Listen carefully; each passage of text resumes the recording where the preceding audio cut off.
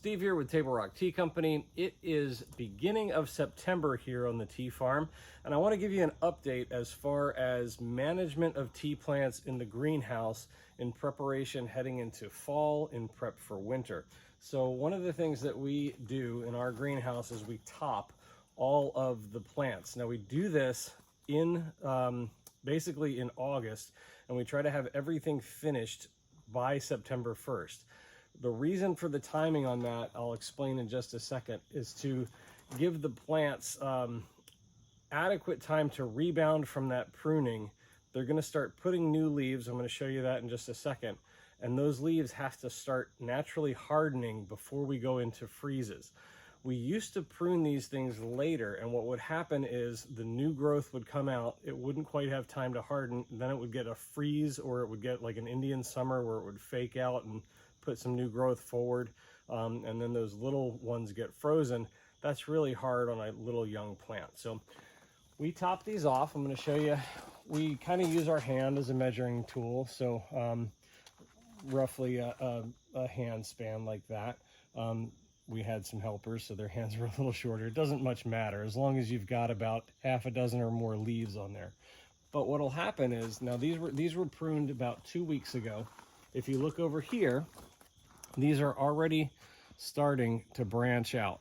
And that's what we want, because we want this plant to lateralize. Remember, a tea plant wants to be a tree, so it'll get to be 25, 30 feet tall. And so we always do that first cut about 6 to 9 inches, and then every year in the field we keep raising that by 3 inches. And so what'll happen is that plant will become more bushy, you'll get more leaves on the top, and so that by the time you establish that plucking table, you've got the highest density possible at the top. So these are coming along really nicely, but I'll point this out. I don't know if you can see it against my white shirt, but you can see how tender these leaves are. So you could imagine if you get a freeze, even just a 31 degrees, it's gonna ruin that. It'll give it frostbite, and like I said, that's really damaging on the new plant. So that's what we do here. The other reason that we try to get it finished by September 1st is because here in the greenhouse we fertigate once a month.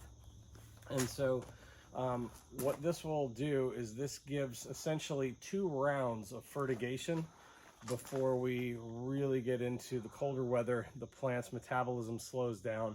And so essentially what we're doing is kind of giving them a nutrient boost. Usually in September, I'll kind of give it a, not a double dose, but a, like not double dosing in the volume, but like instead of doing 1 fertigation, I might do 2 in a row. So in other words, you don't double the concentration, you just do the lower concentration, but you do that for 2 waterings. And that way that kind of gets them established. If you saw these last week, and maybe I can point this out here, yeah, this one's coming out of it. So you can see the difference in the green, right? This one's a lot paler. They kind of start slowing down. The sun's going down a little bit more now. So they're starting to get a little bit paler and discolored. Again, that nutrient boost brings them back to this. And this is what you want going into winter. Because what'll happen is they'll slow down, and these plants really won't be absorbing much nutrient after October. So we kind of back off on that November, December, January.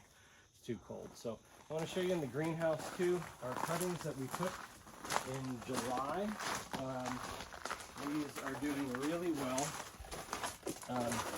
Again, we did 2 different types. We did the EBT, which is our proprietary one. Out of all of these, we've got 2.5 72 cell trays. There's only one that I think is not going to make it, and that's that one. So these have all done really well, but you can see here, I don't know if you can zoom in on that, but all the new growth. So hopefully these have had enough time before we get into freezing. These are going to stay in the greenhouse germination bins pretty much through the year. But you can see how long that's taking. This was done July 4th. We're now September 10th.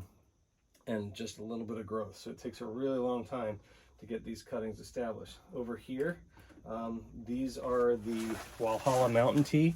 Again, oldest genetic line of tea in the United States that we've been entrusted with.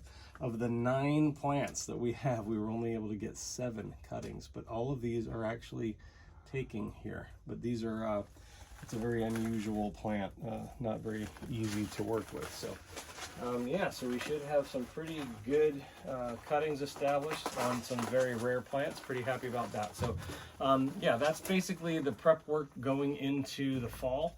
We're finishing out in the field our weed management. So essentially what we're doing is pulling all the big weeds, and then we're going to do one final weed eating, and then hopefully we'll get first frost here pretty soon, and then that'll end all of that, so we can kind of not cruise, but we can kind of coast into the fall. So that's about it. Thanks again for watching. Stay tuned to see what else is brewing here at Table Rock Tea Company.